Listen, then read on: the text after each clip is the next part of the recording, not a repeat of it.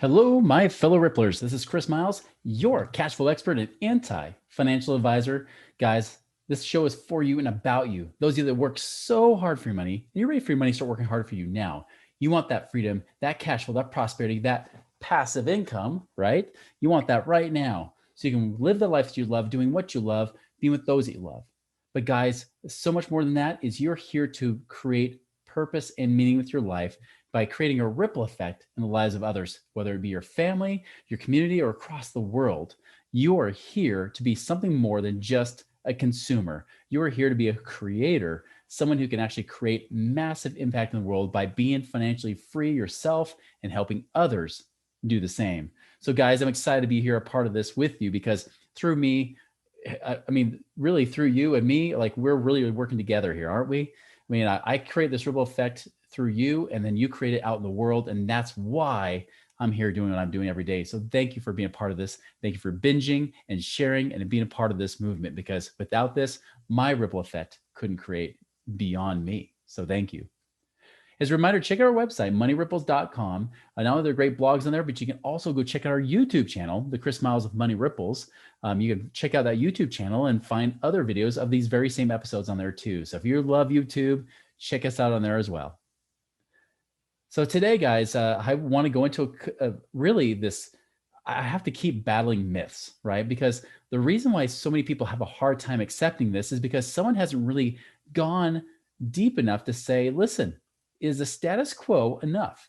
For example, today, my focus is max funding your 401k. Is that enough to retire? Can you truly retire putting in the max amount of 401k and getting the max match on top of that? And I'm here to tell you that I've already ran the numbers many times, but I'm about to go into it with you step by step to let you know that it's impossible. It's virtually impossible to retire an abundant lifestyle in your 401ks.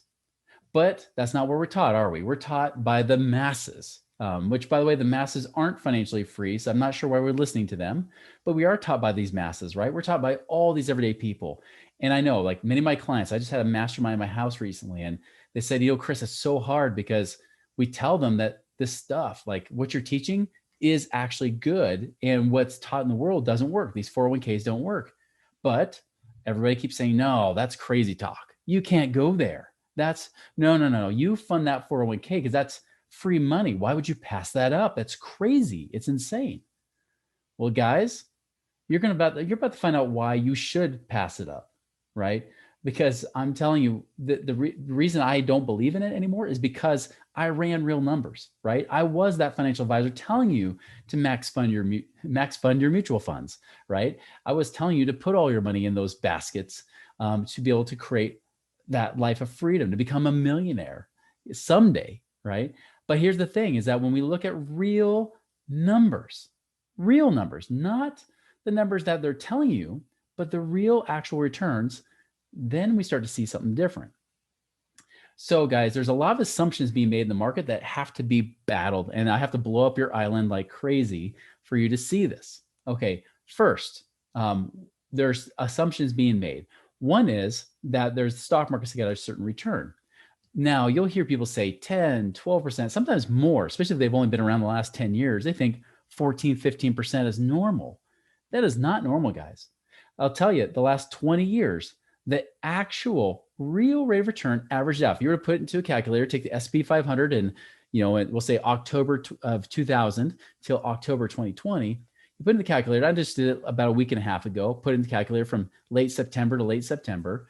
I came out with a 3.88% return in the S&P 500. That was the 20-year average, 3.88% per year, not 10 or 12 or 14, 3.88.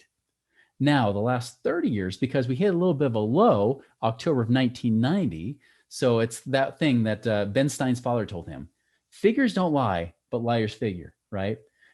When I was a financial advisor, I would look for when there would be lows in the market to compare to higher numbers later on. Because, the reason why the last 20 years don't look great is because we hit a high in 2000, right? Now it came down a little bit by the fall. We started to have Y2K come to effect, but it came down, then went down much worse in Y2K, then came up and then went down with a recession, then came back up again these last really 11 years that we've had an up market, right? That's ridiculously, almost statistically been unheard of. It's unprecedented, to use other people's words, right? For the year of 2020. So anyways, so to see that kind of growth, even despite all those ups and downs, we only averaged 3.88%. That's before management fees are taken out of your funds. So even if you get the S&P 500 fund, you're not making full S&P 500 returns. You're making less after they take out your fees, right? So you're like, it maybe made 3% in the last 20 years. This is why people feel like they didn't make any money in the last 20 years. But if you throw in the 90s were the roaring 90s. Now you've got a much better return. It actually threw up the average to be 8%. Now it was 7.5 earlier this year, but thanks to that little low in 1990, October 1990, it drove the average up to be 8%. Now I guarantee if I run this again 6 months or a year later, that number might go back towards like 7.5. Usually you'll see it go between 7 and 8%, just depending on where it falls. But let's just say it's 8%, right? Now, when you have fees taken out of your 401k, easily you've got at least 1% of administration fees. Occasionally you might be like a 0.8%, 0.7 if you're really lucky. But the truth is you don't get full market returns because very few people put all 100% in the S&P 500. They put in international stocks or other things that don't make as good returns anyways. So as a result, that's why I think if I'm going to run these numbers, I want to run this more at you earning a 6.5% rate of return, right? Because I think 7%, even for a 401k, I mean, very few people think they'll ever get that long-term, right? Not saying the short term you won't get it, but long-term, if we're trying to put good numbers out here, 6.5% is a very good return for a 401k. Now, okay, so that's the market returns, right? It's not 10 or 12, which makes a massive difference in your numbers, but it's more like 6.5. Here's the other thing. When you get to your final number, now there's been people out there telling you like for years, even when I first started 20 years ago in the financial advising business, they would say, you live on 4%. So if you had $1 million, you live on 4%, that's 40,000 a year. Guys, that is not a feasible number. That was made back in the 70s. That was before inflation. That was before people lived longer than they are now. And that's before interest rates dropped significantly. Now that interest rates have dropped, it's actually better if you want your money to last you your entire life. It's more the better advisors, even though they're teaching you crappy stuff in the mutual fund market, right? In the stock market, they're going to tell you about 2% is what you should pull out to let your money last. So instead of having $1 million to pay you 40,000 a year, that means if you have $1 million, it pays you 20,000 a year. So this is the thing. Let's take the example. What happens if you max fund your 401k and you get a 6% match? Now I'm basing now that's a bigger match than I know many of you get. Some of you do get 6%. I've never seen anybody higher than 6%. So I'm really trying to play devil's advocate against my own point here to show you that yes, you can get 6.5%, even though you may not even get that much in your 401k, depending on what you're invested in. 2, I'm going to pretend you get a 6% match and that you make $140,000 a year. Chris, why'd you pick $140,000 a year? Well, I had to decide, okay, I know that a lot of the clients, the people that you guys reach out to me, most of you usually make about at least 150 to 200,000 a year, if not $500,000 or more a year, right? So I know that I went based off the average household income, which is just a little over 60,000 a year, about 65,000 a year. And I more than doubled it. So I just said, all right, let's put it more than double the average income, the average person in America. They're going to be max funding their 401k, 140,000. So they're putting 19,500. That's what you're allowed to do in 2020 in your 401k. And then you get a 6% match on your 140,000. That means you've got about 27,900 a year between your contributions and your employer. Now I know I'm throwing lots of numbers. I'm mainly doing this for those of you that like to double check math. All right. For the rest of you, you're probably going to say, all right, whatever, Chris, just go on. Right. So I'm doing this because I want you guys to know that I'm not just pulling these numbers out of thin air. Like these are numbers I'm pulling out to make it as realistic as possible. Right. I get it. Some of you even make more than 140,000 a year. Great. You're going to realize it's not going to matter much. It won't matter at all, in fact. But some of you will make less. This should make you more concerned because I'm about to show you that none of you will be able to retire well with a 401k. You might be able to have a little stream of income, but it's not what you think it is. All right. So those are some of my assumptions, right? Is 1, you make 6.5% in the market. That's after fees and everything, because they do take out fees before you get the money. Two, we're assuming that, of course, that you're only pulling out 2% in retirement. Three, the other thing we're going to be doing is we're assuming that you're getting a full 6% match and you're max funding it. So you're getting almost $28,000 a year thrown into the market every year. That's a lot of money. For some of you guys, you're not even doing close to that. And then four is inflation. That's the other killer, right? We're not even talking about taxes yet, although what's the likelihood taxes are going to be lower than they are now, since we're now lower than we've been in decades? It's not very likely. That's a bonus, but we're just going to go with this fourth one, which is inflation, right? Now, you're going to hear the government and the Fed saying that inflation is only about 2%, and that's their average target. Understand that they've manipulated these numbers on inflation to be less. Why? Because Social Security, which we already know is already, if you get the Social Security statements, you already see on there that they're talking about going bankrupt by about 2030, right? For it to last, because they always do a price increase every year based on those inflation rates. Do you think the government knows that if they can find ways to tweak the numbers to make inflation less, that they can actually make it work? The answer is yes, right? Absolutely. So yes, they're going to be showing lower inflation numbers. The true inflation that you and I are going to feel is much, much higher. Now, there's places like if you go to shadowstats.org, shadowstats as in STATS.org, they talk about real inflation numbers. They got it much higher than I'm talking about here. I'm going to be very conservative. Again, devil's advocating against my point of only 4% a year. That means with the rule of 72, that about every 18 years, you've got to you about double your expenses from your lifestyle. Now, 18 years ago was 2002. I can guarantee if we're looking at food costs and everything back then, you'd probably say, yeah, not too unbelievable.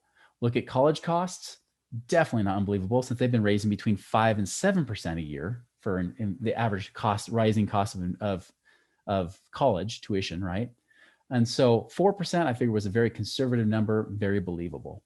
Now, this is an important number because this is what it actually feels like, because many people come and tell me, they say, Chris, I would love to make $10,000 a month passive income or $100,000 a year. And this is the minimum. Most people are usually more.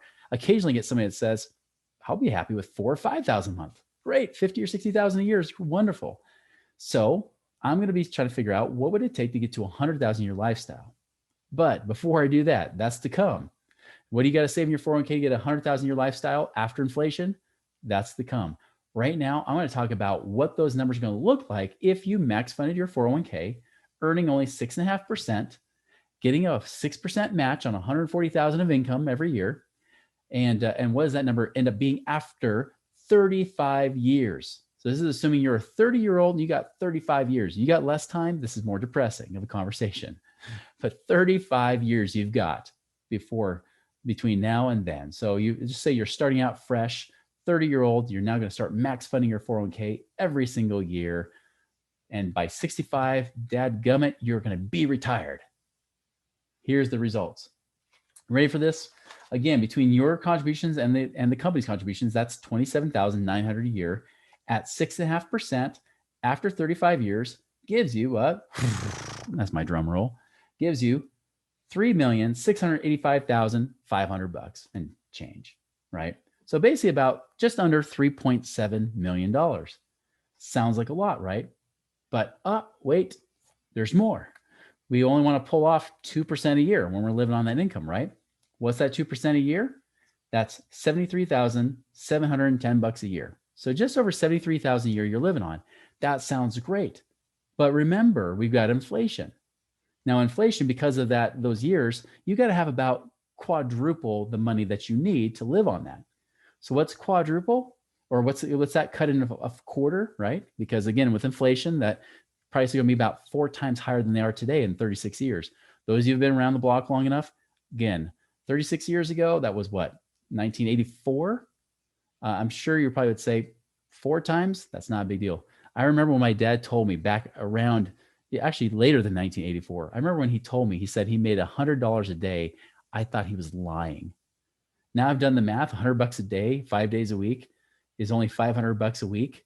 That's only about $25,000 a year. I thought he was rich. $25,000 a year is below poverty level now, right? So that was the 80s. Again, kids' perspective, it's still 4 times that. If you cut that $73,700 a year in a quarter, you're living on the equivalent, with inflation, right, of $18,400 a year. And that's before they tax you.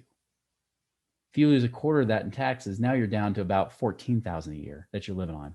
How many of you guys are willing to put away of your own money, your own hard-earned money, $19,500 a year for the next 35 years, hoping that, again, the market smiles on you just right, so that you can live on $14,000 a year? Does that math sound good to you? Saving almost $20,000 to live on $14,000 after taxes? No, that's horrible. That's miserable, right? By the way, now the one thing that someone will counter with me, they'll say, yeah, but Chris, I don't go on max fund this. I just do up to the match. And that is 100% rate of return. You would think so, right? But it's not. It's 100% total return at the end of however many years. The longer you have for retirement, the less that return becomes. Because remember, if you say that you saved up, so much money and you get $1 million, well, if you get 100% match on your 401k money, all it does is just double that end number to be $1 million to $2 million. That's it. Now, here's the thing that people get confused on. They say, well, that's 100%. It is 100%, but divide that by however many years you've got, to retirement, right? If that's 35 years, now you're like, oh, that gives me less than a 3% extra return, which is correct. So if you're earning 6.5% and you just did the full match, right? That only means that your 401k only pays you 9.5%. When you have that company money thrown in there, it feels like a 9.5% return on your money per year. Not horrible, but not great. It's still not enough. By the way, with that same number, making $140,000 a year, you put in 6%, they put in 6%, which I know now companies are starting to do less. Some are only doing 50% match, but again, 100% match. It's about 2.2 million. Well, 2.2 million means you live on 44,000 a year. That means you're actually living about $11,000 a year lifestyle, but take out taxes, you're really only about 8,000 a year of, today's dollars income that you're getting, despite putting in that match of actually just over 8,000 a year. Again, doesn't do that much better. Now you're just breaking even with the money you put in. That's the money you're pulling out. That seems horrible, right? That is the big problem. Now, I remember I said, so we already basically said you get a full match, with full legal amount of contributions, $19,500 you can do this year in your 401k. You're doing the max possible, which I know a lot of you that have talked to me are doing right now. Again, that after 35 years is only really returning you. By the way, that's only about an 8% net return with that match there. When you have the match thrown on, it only nets you about an 8% return. Basically, it makes up for your fees. So what ends up happening is you're only living on about a $14,000 a year lifestyle. Congratulations for socking all that money away to then only have $14,000 a year after inflation. Now, what would it take to have a $100,000 a year lifestyle doing the same thing, doing your 401k with a match, right? Now, it gets to be ridiculous. Let's just be honest. If you want $100,000 a year, remember, you got to have about 4 times that in 35 years. If you've got 35 years, you got less time, it's less, but you also have less money to put away, or you have to put away more money anyways. So 35 years is like a really ambitious goal, right? Because you have that miracle of compound interest, Here's the thing. If you want $100,000 a year lifestyle today, if in 35 years you want to retire, you got to have $400,000 a year to pull off of. Well, what do we got to have to be able to do $400,000 a year? We got to have about $20 million, right? We have $20 million that we live on at 2%. That's $400,000 a year. What do you have to save up per year to get to $20 million? By the way, the last example I did with a full match and the full contribution only got you about just under 3.7 million. Yes, we've got to do over 5 times that. You got to be putting away about $150,000 a year into really a 401k. It's not even allowed to do that much between 401ks and IRAs, which even then that's disputable because they'll cap you at how much you can put into those. If you want $100,000 a year lifestyle in 35 years, if you're a 30-year-old with all time on your side, you got to save $150,000 a year so that you can have $100,000 a year lifestyle. Guys, you see the problem here. And by the way, that's before tax. After taxes, maybe you have a $75,000 to $80,000, about $75,000 a year lifestyle. So I didn't even factor in taxes because I just didn't want to go that high in the numbers, right? Now that I've depressed you, you good? Great. Now the solution. And here's the thing. I'm not going to give any investment advice because one, I can't do that on the show anyways.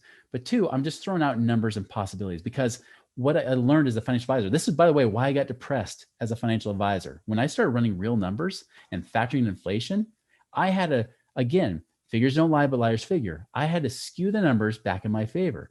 I would put inflation down to 2%. Even though they said put in 3, I did 2 because I was getting depressed.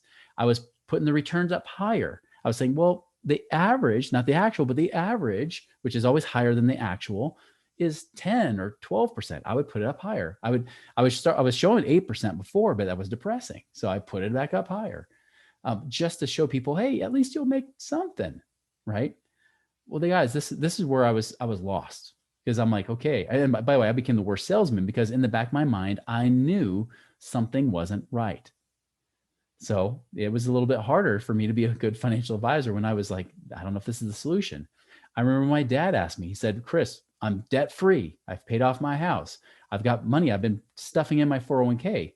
What can I do now? And I said, well, unless you die within 5 years, you can't retire because the money you will outlive your money. And he was in his 60s at this point, right? He's now in his mid 70s, retired, but he was in his 60s. And I was like, I don't know. And he's like, well, what's the solution? I said, well, I don't know. Like, I can't guarantee you good returns because we need cash flow. We need income streams coming in. Now, granted, annuities might solve the problem a little bit. There's annuities out there that might pay you 6% a year. That's 3 times better. But remember, even if you're getting 14,000 a year times 3, that's only putting you in a 40,000 a year lifestyle after you've max funded your 401k. If you can get that all moved into an annuity, that might at that point, if it's still around, paying you 6% a year.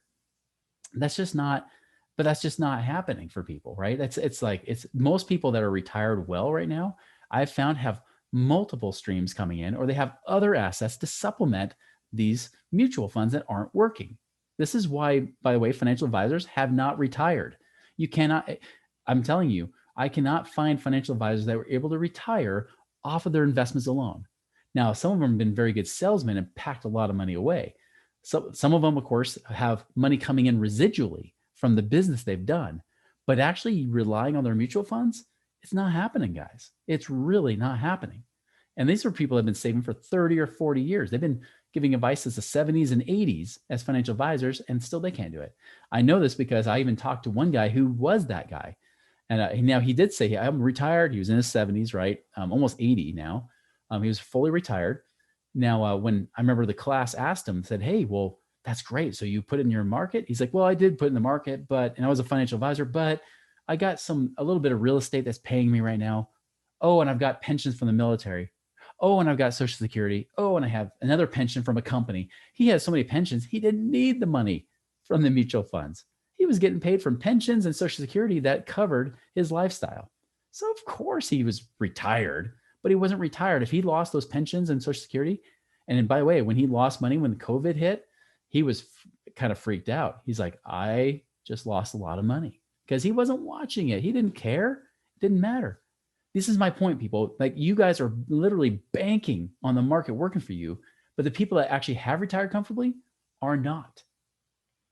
So the solution, what can you do? Well, let me talk about something here. Like, there's different things we've talked about. We've talked about like American Homeowner Preservation, right? They pay 10% a year. Now, here's the thing. You make just 10% on that money, right? Even if you put away net.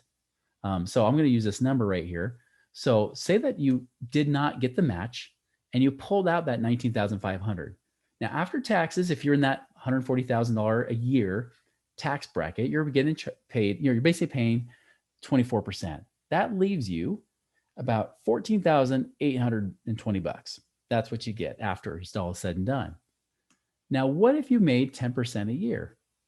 Now, if you had that for 35 years, that number would grow up to 4.4 million if you compounded it at 10%. Again, nothing's guaranteed, just like the market's not guaranteed. AHP isn't either, right? I'm just using their numbers, their current numbers. Now they're paying 10% a year. You could take that as monthly cash flow. Now, if you let that grow for 35 years, you'd have 4.4 million. Now, granted, at 10%, here's the thing, 10% a year, right? Because they're paying you 10%. They're paying you that income and interest. You can live on 10%. Again, with mutual funds, you can't do that because when you start going to bonds and things like that, they're paying piddly. Like they're paying nothing right now. So of course, with this, they're paying 10%. 4.4 million means that you're living on 440,000 a year. Now, drop that by 20, by 75% into 1/4 of that, right? Because of inflation. We got to factor that in just to be apples to apples. Still, 440,000 a year cut into a quarter is 110,000 a year. Guys, that actually hit your $100,000 a year goal because it was paying you better cash flow. It wasn't gambling on what the returns might or might not be in certain markets. It's based on what it's paying you. So right there, could you do it in 35 years? Yeah, you could live on 100,000 plus year lifestyle potentially, right? Now here's the other thing. Could you do real estate? Yes. Now the tricky part is what's the real return of real estate, right? Now if you're leveraging it, you're getting mortgages and doing things like that, it's much higher returns because especially if you get appreciation. Oh my goodness, it's ridiculous. Now, when I buy real estate right now, I'm usually looking for a 1% a month type of thing, right? Whether it's single family, if it's duplex or fourplexes, I might go a little under that 1% a month, but not much, right? But let's just say, again, just with cash flow and the fact that your renters pay down your mortgage, which does add extra a few percent a year to your money, right? If you're getting 12%, say it adds 3%, say it's 15% a year. Now, it takes a little while to build up that cash, right? Because it takes you about a year and a half of that 14,800 to get to the point, easily 2 years. Within 2 years, you can buy your first property. Okay, well, let's say you earn 15% and you got to that point and you just started reinvesting that money and buying more properties. Well, guess what? At 15%, your end balance is $15 million. Now, that's based on equity and cash flow paid out and everything, right? That's all of those things paid out to you. This is, in my opinion, for real estate, a very, very conservative number because it doesn't even count anything to do with appreciation. It's assuming that there is no such thing as appreciation, which we all know is not true, especially long term, because we all know that houses are getting ridiculously more expensive all the time. And they're even more expensive than they were in 2006 and 2007, aren't they? So anyways, so we know with inflation, that's a bigger number than that. But just think about that. Even after inflation and everything else, that's still like 3.8 million.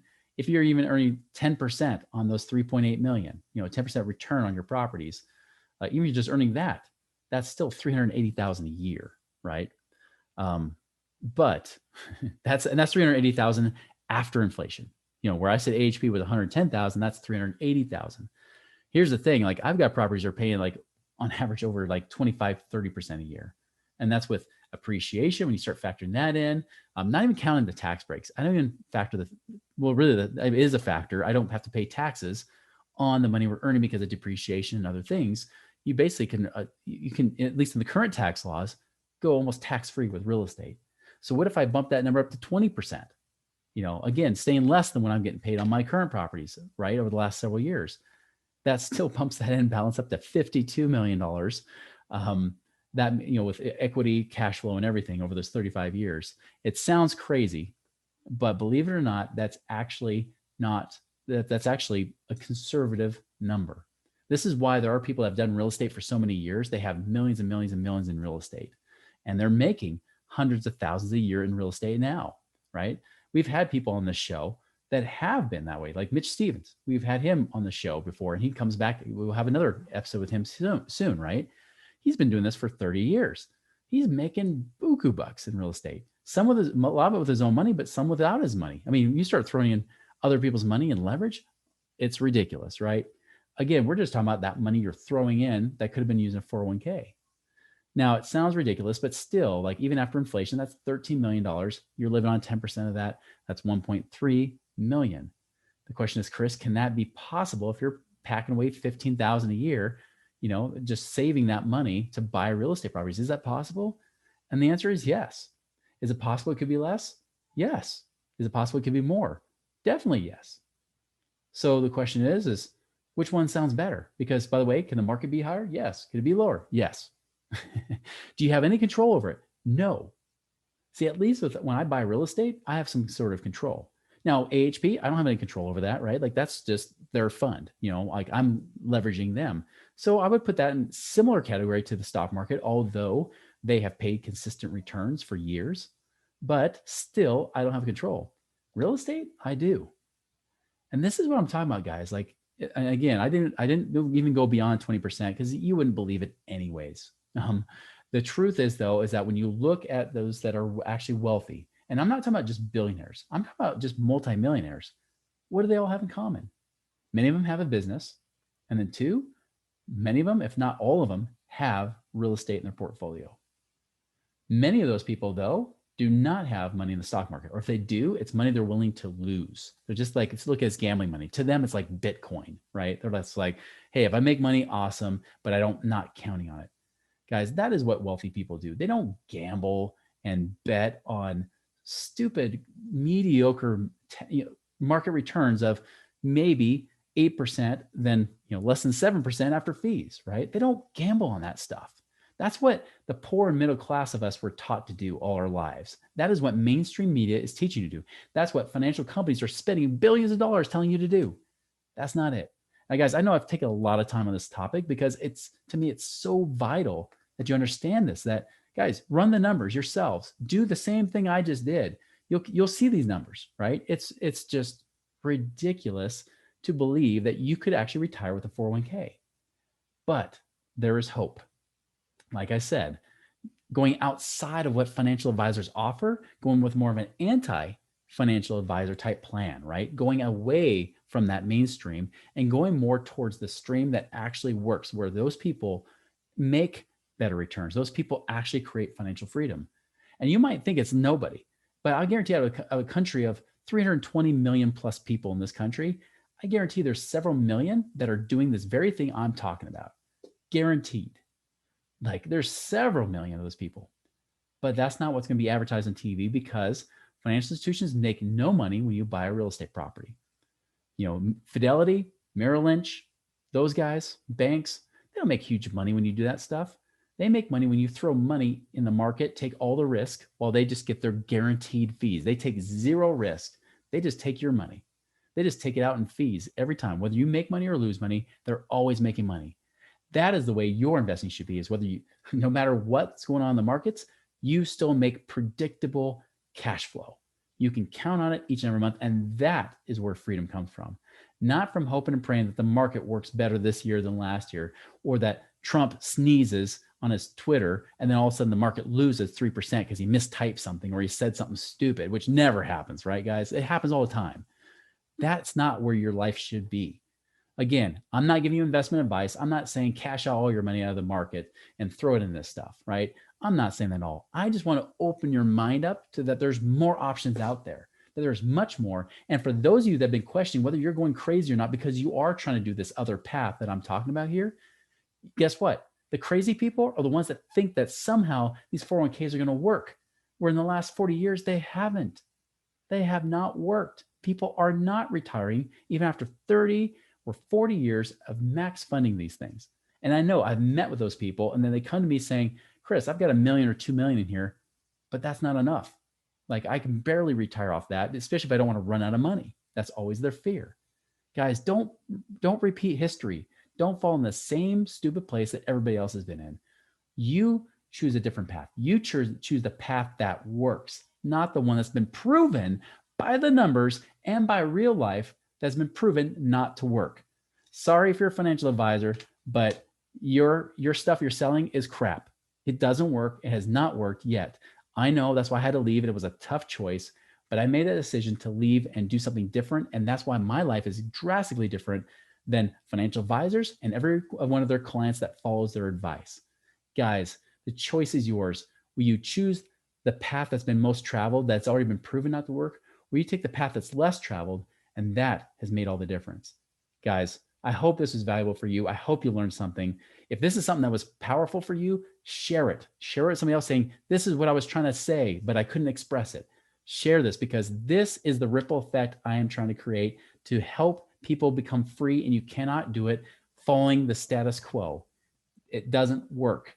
You need to love passive income as much as I do, just like my t-shirt says here, right? Guys, I hope you make it a wonderful and prosperous week so it leads to a prosperous life and you have hope and freedom that you truly deserve. Guys, we'll talk to you later.